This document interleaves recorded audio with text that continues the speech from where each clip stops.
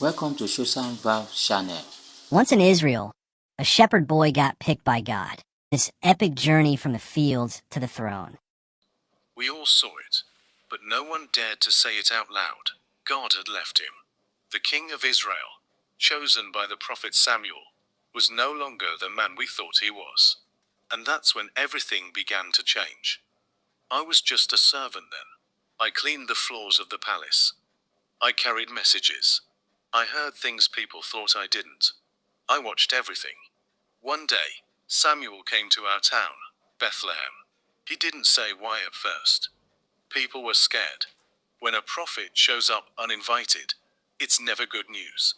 But he said he came in peace. He asked to meet Jesse and his sons. Jesse was a farmer.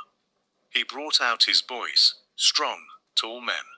I thought surely Samuel would choose one of them. But Samuel looked confused. He asked, "Are these all your sons?" Jesse looked unsure. "Well, the youngest is out with the sheep." His name was David. He was just a boy of 15 years, dirty, tanned from the sun, barefoot.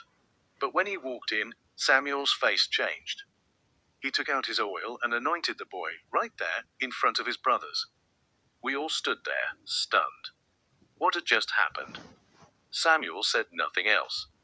He left as quickly as he came. Word spread slowly. Most didn't believe it. Some laughed. But I remembered that moment, and I kept watching. A few months later, Saul's madness got worse. He couldn't sleep. He was angry all the time. Someone said music might calm him. That's how David ended up in the palace. He played the harp. And somehow, the music helped. Saul didn't know David had been anointed. None of the important people did. But I knew. I watched the boy play, and I remembered. Then came the giant. We all heard about the Philistine champion, Goliath. No one dared to fight him. Not even our strongest soldiers. He came out every day for 40 days and mocked us. Come to bring food to his brothers in the army. But when he heard the giant, he didn't back down. He said, "I'll fight him." We laughed. A shepherd boy. But David stood before Saul and convinced him. "God saved me from lions and bears," he said. "He will save me from this Philistine." Saul gave him armor. David couldn't even move in it. He took it off. He went out with just a sling and 5 stones. I was there that day. I saw it with my own eyes. He ran toward the giant, swung his sling, and hit him in the head. Goliath dropped like a rock. Silence. Then screams. We charged. The Philistines ran. David became famous overnight. But fame brings danger. Saul started to see him as a threat. He grew jealous. One day, Saul tried to kill him with a spear. Twice. David escaped. He ran for his life. I didn't see him again for years.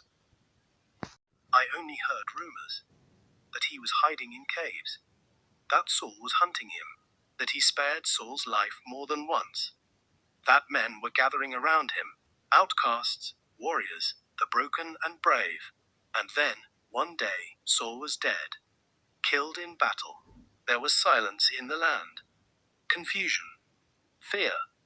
Then came the messengers. David had been made king, first in Hebron, then 7 years later, over all Israel at the age of 30. I stood in the crowd when he returned. Older now. Not a boy anymore. Still quiet. Still watching everything. I remembered the day Samuel poured oil on his head, and I thought, maybe God had been planning this all along. Through the madness, the hiding, the danger. David, the boy no one picked, had become our king. And I thought, it's not the loud ones God picks. It's not the biggest or the best. It's the shepherds no one sees. And when God chooses you, it doesn't matter if it takes years, giant, or if kings stand in the way. It's already done. What lesson do you learn from this story? Join our Telegram channel in the description below. Like, comment and subscribe for more interesting, moral and stories of wisdom. Thank you for watching the video to the end. See you in our next video.